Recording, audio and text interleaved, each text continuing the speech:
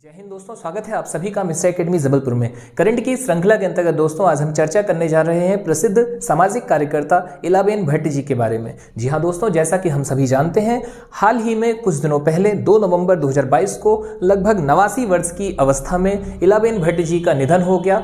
दोस्तों जैसा कि हम सभी जानते हैं, वे एक प्रमुख संगठन सेवा संगठन की संस्थापिका रही हैं। तो इस वीडियो के माध्यम से दोस्तों हम देखेंगे उनसे जुड़े हुए कुछ अन्य महत्वपूर्ण तथ्यों को। तो चलिए ठीक है दोस्तों, बिना समय गवाए हम इसे प्रारंभ करते हैं।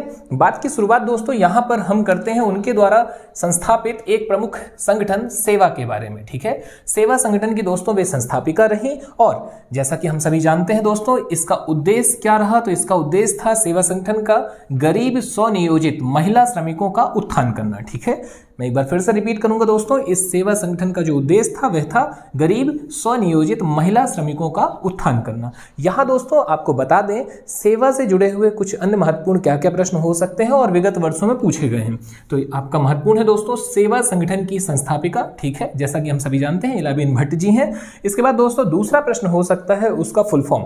तो बात की जाए दोस्तों इस फुल फॉर्म की, तो जैसा कि हम सभी जानते हैं कि यहां पर महिला की बात आ रही, मतलब डब्ल्यू में आपका वुमेन तो होगा ही होगा। और हम देख रहे हैं दोस्तों विगत कुछ वर्षों से ऐसे प्रश्न पूछे जा रहे हैं कि एक शब्द लिखा जाएगा और कहा जाएगा कि भाई इसमें डब्ल्यू का मतलब क्या है। ठीक है, तो यहां पर दोस्तों हमने देखा कि वुमेन तो होगा ही होगा। तो इसके अगर हम दोस्तों फुल फॉर्म की बात करें तो इसका फुल फॉर्म है सेल्फ एम्प्लॉयड वुमेन एसोसिएशन। ठीक है, सेल्फ एम्प्लॉयड वुमेन एसोसिएशन। तो यहां दोस्तों हमने पाया कि इस सेवा संगठन की संस्थापिका रही हैं इलाबेन भट्ट जी। और इसका दोस्तों उन्होंने जो स्थापना की थी वह स्थापना की है दोस्तों 1972 में। 1972 में इस संगठन की स्थापना की गई। इसका उद्देश्य एकदम क्लियर है। इसका उद्देश्य दोस्तों क्या है? गरीब स्वनियोजित महिला श्रमिकों का उत्थान करना। और आगे यदि आपको बता दें दोस्तों, तो 1972 से लेकर के लगभग 1996 तक इस संगठन की महासचिव के पद पर भी थी इलाबेन भट्ट जी। ठीक है, तो एक और ये महत्वपूर्ण जानकारी है कि महासचिव के पद पर थी 1972 से लेकर के 1996 तक इलाबेन भट्ट जी। आगे यदि हम बात करें दोस्तों इसी सेवा से जुड़े हुए एक और अन्य महत्वपूर्ण पहलू की, तो हमें यहां देखने मिलता है 1974। जी हां दोस्तों, 1974 वह वर्ष है जब सेवा कोऑपरेटिव बैंक की स्थापना की गई।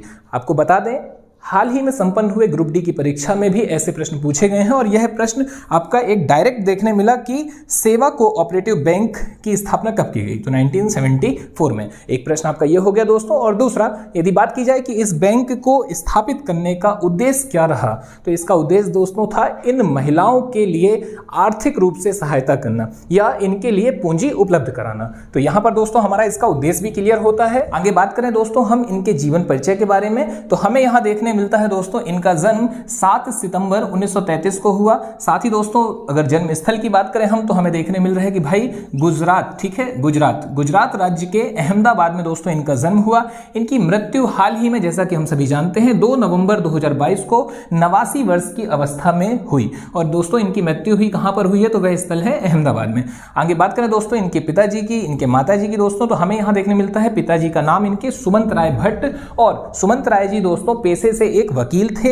आगे बता दें दोस्तों आपको माता का नाम वनीला व्यास था इनकी। ठीक है, इनकी माताजी का नाम दोस्तों वनीला व्यास, और इनकी जो माताजी हैं दोस्तों वो महिला आंदोलनों में सक्रिय रही। ठीक है, जो भी महिला आंदोलन हो रहे थे तत्कालीन समय में उसमें सक्रिय रही। आपकी जानकारी के लिए दोस्तों यहां बता दें कि इनके जो नाना जी थे वे भी महात्मा गांधी, बहुत महत्वपूर्ण नाम है दोस्तों, राष्ट्रपिता महात्मा गांधी के साथ स्वतंत्रता संग्राम में प्रमुख रूप से सक्रिय रहे। ठीक है, उसमें भी उनकी क्या थी दोस्तों? सहभागिता थी।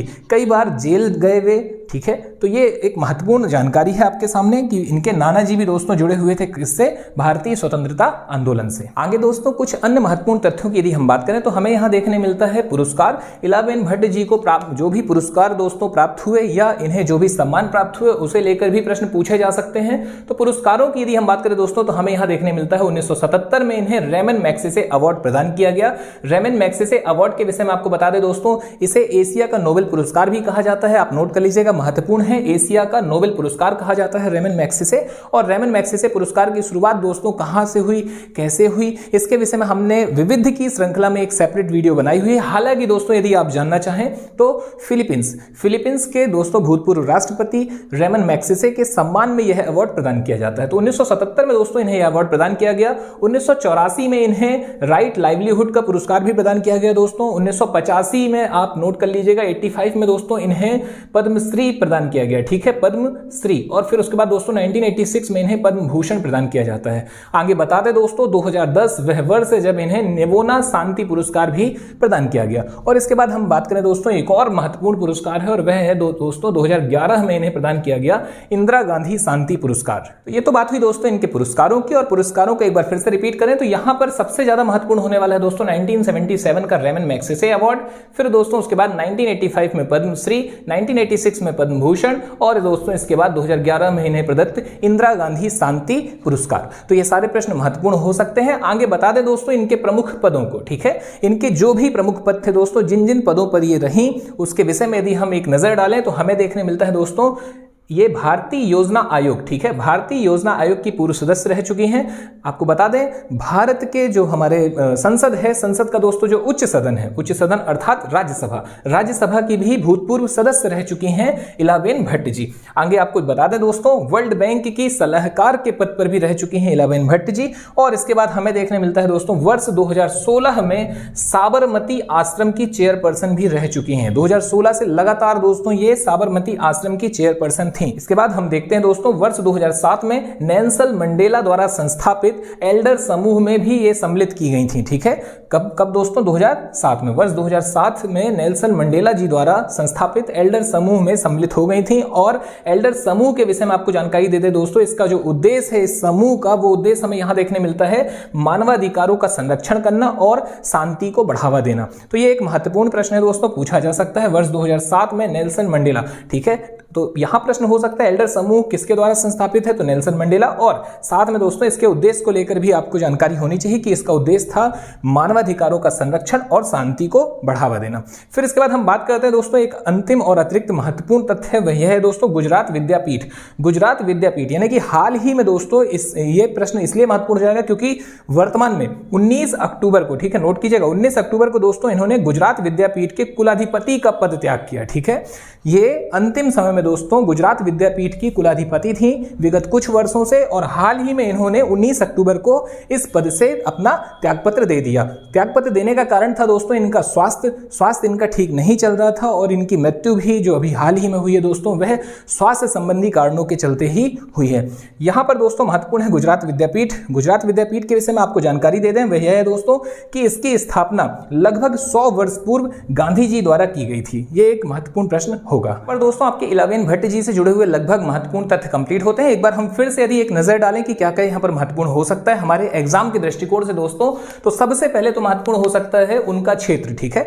तो उनका क्षेत्र दोस्तों क्या है, सामाजिक कार्यकर्ता, यह महत्वपूर्ण हो सकता है। सामाजिक कार्यकर्ता के साथ ही दोस्तों आपको बता दें उनके पिताजी का प्रोफेशन था दोस्तों वकील, ठीक है, और वो भी कुछ समय तक वकालत से जुड़ी रही, लेकिन मुख्य तौर पर आप इन्हें जानते हैं दोस्तों सामाजिक कार्यकर्ता के रूप में। इसके बाद इनके द्वारा संस्थापित जो संस्थान है सेवा, वो महत्वपूर्ण हो गया। सेवा की स्थापना दोस्तों इन्होंने 1972 में की थी और इसके बाद सेवा का ही एक सेवा कोऑपरेटिव बैंक है दोस्तों जिसे 1974 में स्थापित किया गया। आगे आपको बता दें 1972 से लेकर 1996 तक दोस्तों महासचिव के पद पर थी इसी सेवा संस्थान या सेवा संगठन के।